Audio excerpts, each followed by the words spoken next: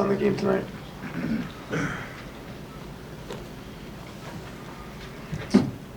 Well, we're obviously very excited to be playing in the finals.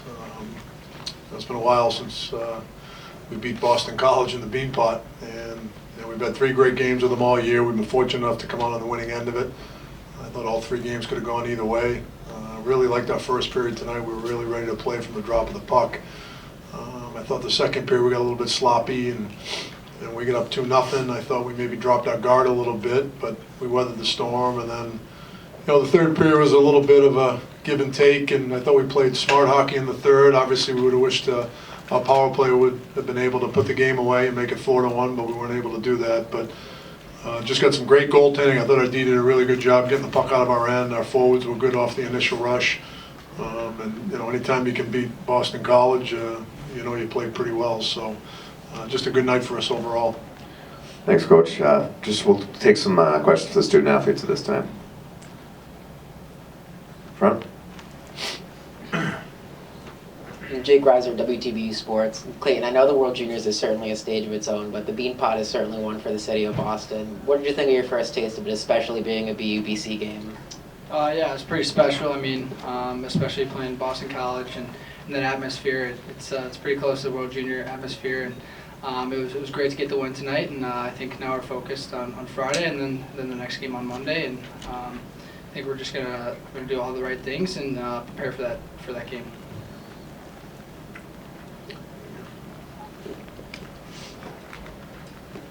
John Siegel, Daily Free Press. For Jakob, you guys have touched upon in the Frozen Fenway win how you were able to score some really timely goals and kind of bounce back, and it was similar tonight with Clayton getting the shorthanded goal. Just could you speak to me just how timely your guys' goals were at the beginning of periods when BC kind of gets back into it a little bit too?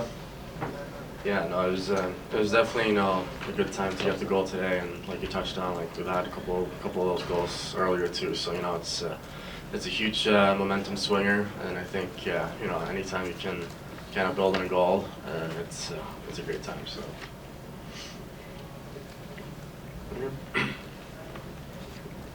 Clayton, you had some time going into that goal. What were you thinking, if anything, going into that goal? Can you walk us through it? Yeah, I mean, Charlie made a great play to me to find me breaking for the breakaway, and Joe Wool's a guy that I played with ever since I was about 10 years old, so I know his game a little bit. And, I was lucky enough to slide a 5-hole, and it's just a great pass by Charlie. Good question over here. Chris Bichet, WTBU Sports. Clayton, for you, you had extended your point streak to 15 games, passing Jack Eichel. What does that mean to you? Yes, it's pretty cool. It's something that I'm not worrying about. I think the most important thing for me and our team is just the next game, and it's pretty cool to do that, but not really paying attention to it. There's nothing else for those two. Let them get back. Good luck against Harvard, guys. Appreciate your time. Questions for Coach Quinn? John. Thank you, David. Just looking at the games you've had with them, not just this year, but other Beanpots here, how big was it to jump on them in the first 5 minutes and to be able to set a tone? Yeah, I think anytime you play in the Beanpot in this environment, BU-BC, I think you certainly put yourself an advantage when you get that 1-0 lead. It's it's a great atmosphere tonight, and both teams are really excited to play each other. Both teams know the magnitude of this game and the rivalry, and so anytime you get up 1-0, I think it really puts you at ease a little bit. And I thought we really played well in the first. I thought we kind of built off that lead and weren't able to get the second goal, but the second goal in the second really kind of, again, you get a 2-goal lead, and we got Ottinger in net, so you're feeling pretty good about yourself. But we weathered the storm. They made it 2-1, and they really took the momentum to us, and we were able to get out of that period up 2-1 and maybe collect ourselves and get back to playing the way we did in the first.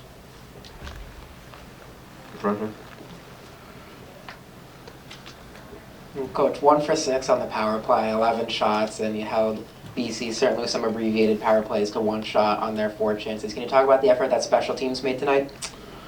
Well, I know, 1 for 6 isn't great, but I'm more concerned about the fact that we had 3 power plays or maybe even 4 in the third period and weren't able to score a goal. I mean, obviously statistics are important and your power play percentage is important, but the timing of power play goals is probably more important. And we had chances to really put this game away and we didn't. We've got to get back to doing the things we were doing in December and early January when our power play looked really good and we were clicking about 38%.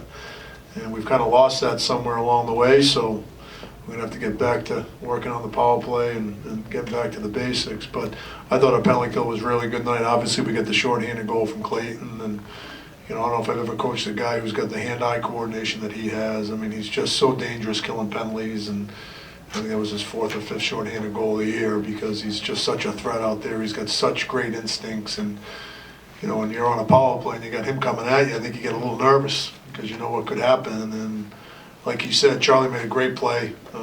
They dumped it in. It kind of probably went a little harder than they wanted it to. Charlie was able to get it and slither through the neutral zone. He makes a great pass to Clayton.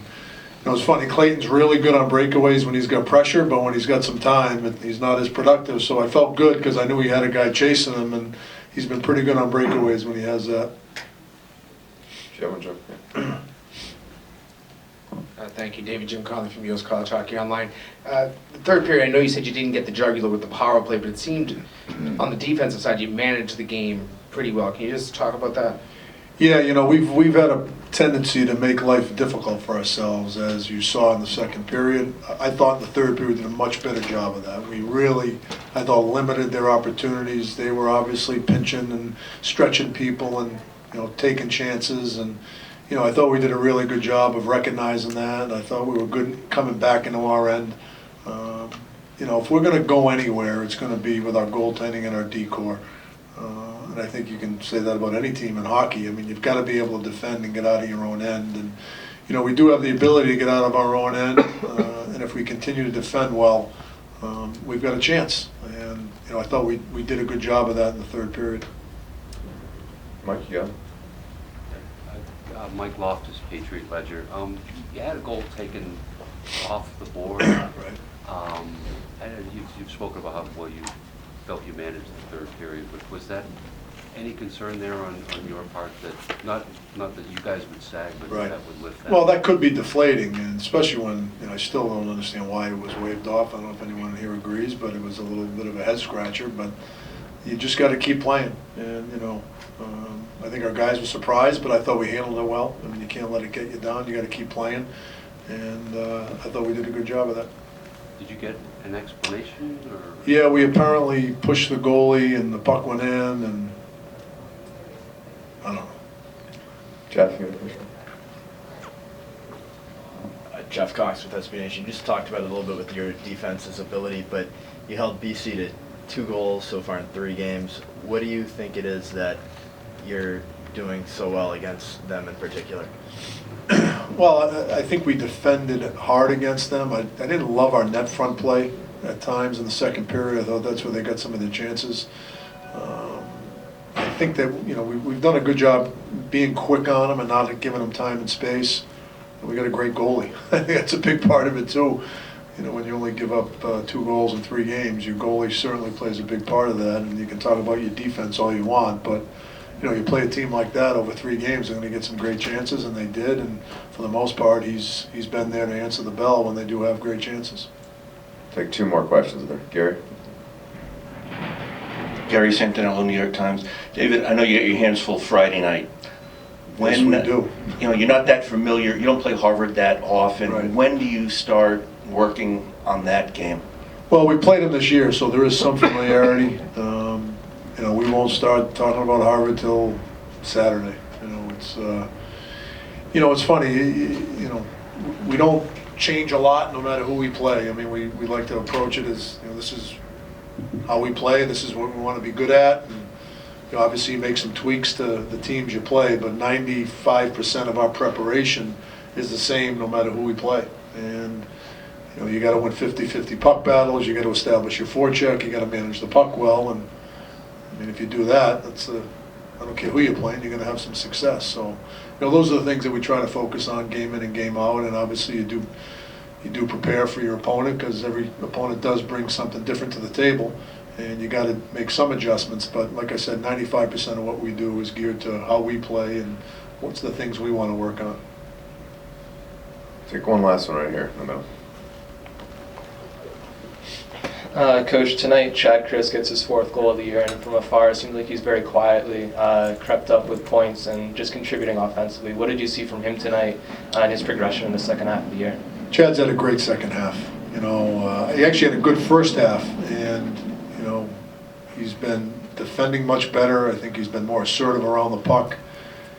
He's using his skating to his, which is a strength of his. He's using his skating a lot more the second half than he did the first half.